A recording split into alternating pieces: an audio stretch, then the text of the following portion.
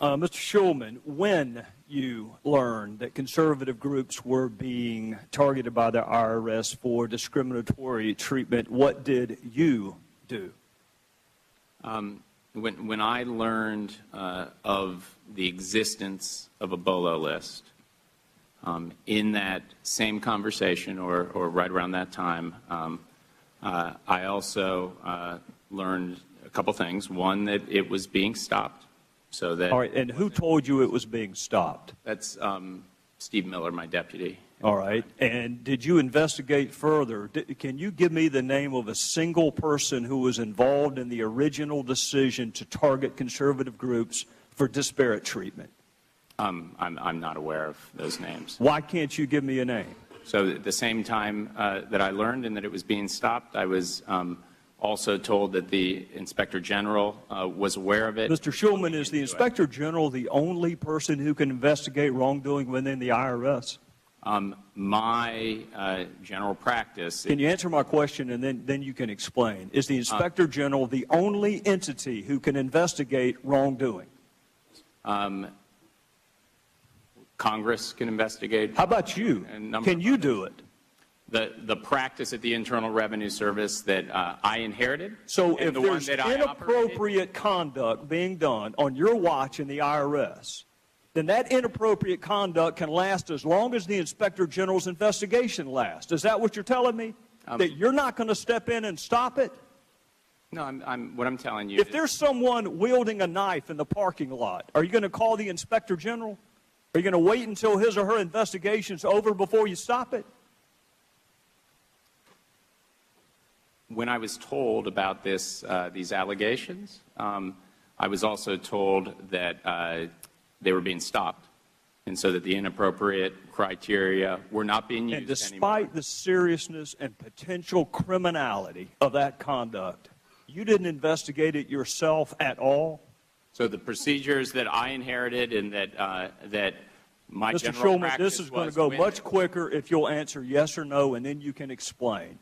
Did you do anything to verify that the practice, as insidious as it was stopped? The Inspector General was going to be looking into it, and that's what. Is it that you can't say yes or no, or you're just choosing not to say yes or no? Can you answer the question, did you do anything personally to make sure that this insidious, discriminatory practice was stopped? Yes or no? At the time that I learned about it, I also learned two things.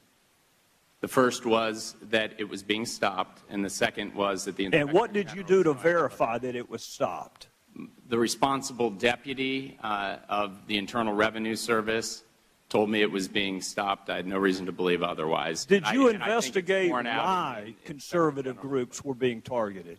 Excuse me? Did you investigate? So you can't give me a single name. You can't answer the who. Can you tell me the why? Why were conservative groups? Why was the culture such under your watch that an employee felt comfortable targeting conservative groups? Did you investigate that? You know, from my reading of the report, I can't tell if it was political motivation or if it was tone deaf, somebody trying to expedite a way. You still don't know that this was political.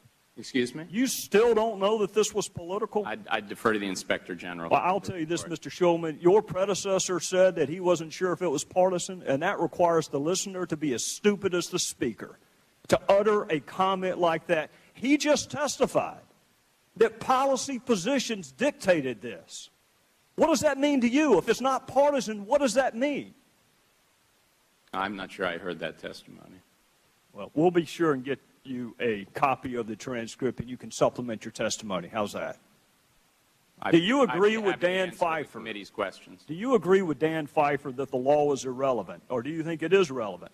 I think the law is always relevant. Do you think 26 U.S.C. 7214, which provides for criminal penalties for this conduct, would be relevant? And did you refer the matter to someone with law enforcement investigative jurisdiction? I'm not going to speculate what's appropriate legally in this matter, and Mr. George, I knew his operation was looking at it, I believe. I thought it was an audit. I thought he just testified it was an audit, not an investigation. Did you refer it for criminal investigation?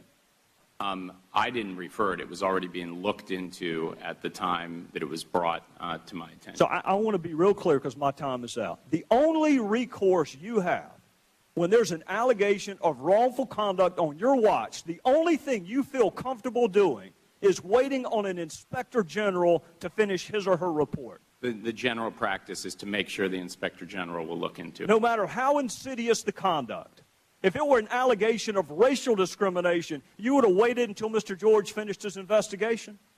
Is that your testimony? I'm really not going to answer hypotheticals.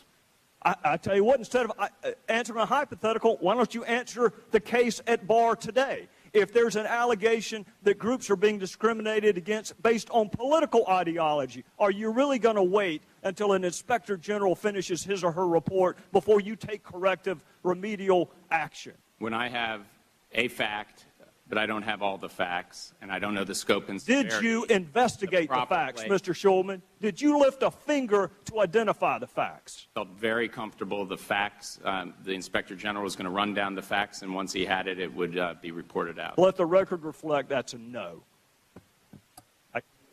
I thank the gentleman. I know you guys have been there a long time. We appreciate your patience.